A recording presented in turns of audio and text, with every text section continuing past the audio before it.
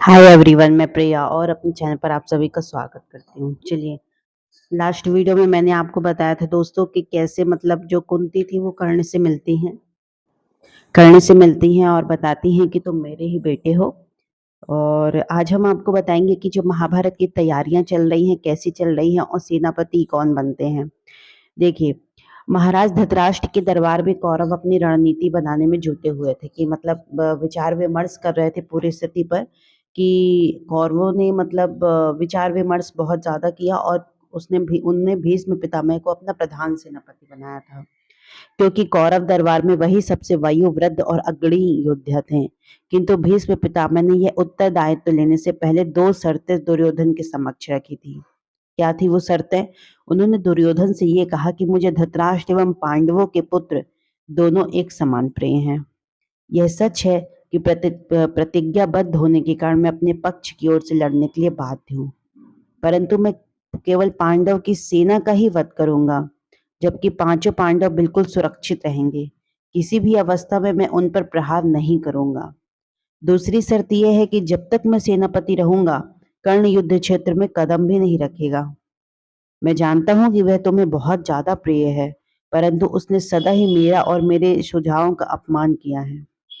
जब कर्ण को भीष्म की शर्तों का पता चला, तो दुर्योधन के कुछ बोलने से पहले वह बोला, मित्र दुर्योधन, मतलब कर्ण ने बोला, तो जब तक भीष्म पितामह कौरव के सेनापति रहेंगे, तब तक मैं योद्धा के रूप में नहीं लड़ूंगा। यह सुनकर जो दुर्योधन है वो थोड़ा दुविधा में पड़ जाते हैं और जो कर्ण रहते हैं वो शर्त में मतलब हामी भर देते हैं।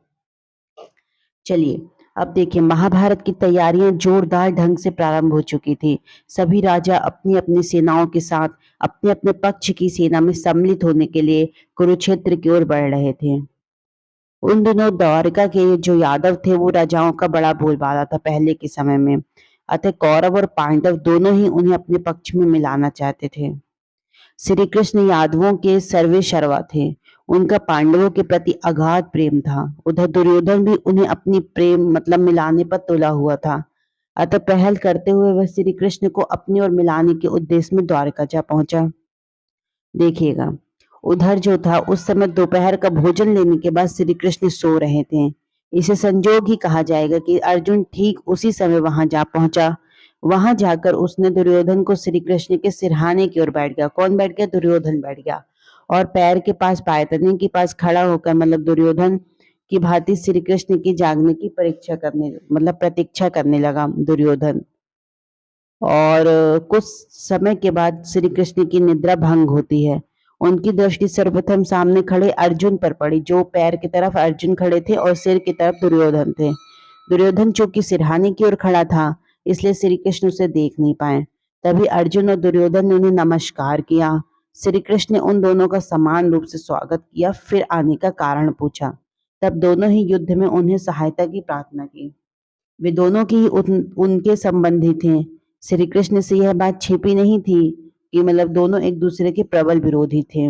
अतः कोई भी निर्णय लेने से पहले उन्होंने बड़े भाई बलराम को बुलाना ही उचित समझा, ताकि उन्हें परामर्श के अनुसार निर्णय लिया जा सके। संदेश पाते ही जो बलराम थे वहां पर आ गए और श्री कृष्ण ने उन्हें पूरी बात बताकर उनके विचार जानने चाहे, तो जो बलराम थे वो असमंजस में पड़ गए। उनकी समझ में ना आए कि किसे सहायता दे किसे इनकार करें। अतः उन्होंने तटस्थ मतलब रहना ही उचित समझा। परंतु श्री कृष्ण उनके मतलब रहने वाले सुझाव से सहमत नहीं थे। अतः उन्होंने श्री कृष्ण पर सारी बात डाल दी। कौन? बलराम ने। जो भी फैसला लेंगे उन्हें स्वीकार होगा। इसके बाद वे तीर्थ यात्रा पर निकल गए।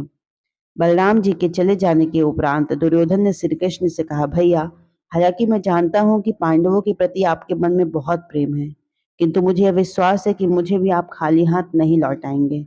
मैं यहाँ अर्जुन से पहले पहुंचा था, अतः उस आपके सामने अपनी मांग रखने का अधिकार पहले मुझे है। श्री कृष्ण ने कहा, हे कुमार, तुम्हारा कहना बिल्कुल सत्य है। यहाँ तुम अर्जुन से पहले पहुंचे थे, परंतु निद्रा भंग होने पर दृष्टि पहले अर्जुन पर पड़ी, क्योंकि वह मेरी आंखों के सामने खड़ा था। कहते हैं कि मेरे सिर की ओर आपकी उच्चासन पर उपस्थिति का भान तो मुझे बाद में हुआ। यह सत्य है कि पांडवों के प्रति मेरे हृदय में बहुत प्रेम है, किंतु यह भी सत्य है कि जितना प्रेम मैं पांडवों से करता हूँ उतना ही तुमसे भी करता हूँ। इसलिए मैं आप दोनों की सहायता करूँगा और किसी को निराश नहीं करूँगा।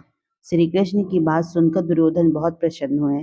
तत्पश्चात श्री कृष्ण दोनों को संबोधित करते हुए कहा, आप दोनों मेरी बात को ध्यानपूर्वक सुनें। क्या था? मतलब अपनी माँग रखने का अधिकार छोटे को पहले है। अतः मैं पहले अर्जुन की इच्छा जानना चाहूँगा। किंतु पहले मैं आप दोनों को ही अपनी नारायणी सेना के विषय में बताना चाहूँगा। ऐसा कहकर श्री कृष्ण उन दोनों को अपनी नारायणी सेना के विषय में बताने लगते हैं कि हम यादव लोग अपनी वीरता के लिए प्रसिद्ध हैं। मेरी सेना में बेजोड़ योद्धा हैं, जो अनेक युद्ध जीत चुके हैं। मेरी सेना एक पक्ष की ओर जाएगी और मैं अकेला दूसरे पक्ष में जाऊँगा। इसके अतिरिक्त यह भी ध्यान रहे कि कौरव और पांडवों के इस युद्ध में मैं हथियार न उठाने की शपथ ली है। मतलब श्री कृष्ण ने कहा कि मैं एक भी हथियार नहीं उठाऊंगा। अब आप दोनों सोच लिया अर्जुन, तुम बताओ, तुम मुझे लेना चाहते हो या मेरी सेना को? अर्जुन तो एकदम बोल उठा, मुझे तो आपकी आवश्यकता है। आपकी सेना से मुझे कोई प्रयोजन नहीं है। मुझे इससे कोई अंतर नहीं पड़ेगा आप लड़ेंगे या नहीं। श्री कृष्ण धीमे से मुस्कुराए और उन्होंने पांडवों के पक्ष में जाने की अनुमति दे दी। उधर दुर्योधन अर्जुन की मांग सुनकर बहुत ही ज्यादा प्रसन्न हो उठा था। अब वे मतलब इतना हैरान था कि अर्जुन ने क्या मांग लिया। श्री कृष्ण ने दुर्योधन को अपनी सेना के समर्थन की स्वीकृति दे दी। दुर्योधन तो इतना ज्यादा प्रसन्न था मानो उसने नारायणी सेना पाकर कोई युद्ध ही जीत लिया हो। हस्तिनापुर जाकर उसने यह खबर सबसे पहले शकुनी और कर्ण को सुनाई। वे भी यादव सेना को अपने पक्ष में लड़ने की बात सुनकर अत्यंत प्रसन्न हुए। दुर्योधन के जाने के बाद श्री कृष्ण ने अर्जुन से बोला, पार्थ, तुमने मुझे क्या सोचकर मांगा? तब अर्जुन बोला, श्री कृष्ण, मेरी उत्कट इच्छा है कि कौरवों को युद्ध भूमि में धूल चटाऊं। आपकी सहायता के बिना मेरी यह इच्छा पूर्ण नहीं हो सकती थी, इसलिए मैंने आपको ही मांग लिया। और जहाँ जिनके साथ भगवान है तो वो तो युद्ध जीत ही सकता है ना। तो देखिए ये महाभारत की तैयारियां चल रही थी और आगे हम बताएंगे आपको शल्य से छल्य कैसे होता है, छल करते हैं जो कौरव लोग रहते हैं। और उसके बाद फिर कैसे मतलब जो महाभारत का युद्ध होता है वो कुरुक्षेत्र ही क्यों चुना जाता है। और आगे हम बताएंगे कि सबसे पहले जो प्रधान सेनापति बनते हैं वो भीष्म पितामह रहते हैं, जैसा कि मैंने अभी बताया। बट भीष्म पितामह की 2 शर्तें रहती हैं, वो भी हमने अभी आपको बताया। चलिए दोस्तों, तो देखिए दोस्तों, हम महाभारत का काफ़ी मतलब जो चैप्टर है वो काफ़ी बना चुके हैं, बहुत मतलब जो रहता है क्रमानुसार। तो आप देखें, महाभारत एक महाकाव्य ग्रंथ है दोस्तों, आपको अवश्य जानना चाहिए, क्योंकि जो महाभारत का युद्ध हुआ था दोस्तों, वो धर्म की केवल रक्षा करने के लिए हुआ था, जिसमें अपने ही अपनों से लड़ने लगे थे। चलिए, तो ज़्यादा से ज़्यादा हमारे इस वीडियो को शेयर करें दोस्तों और हमारे चैनल को सब्सक्राइब भी करते चलें। Thank you so much. जय श्री कृष्ण।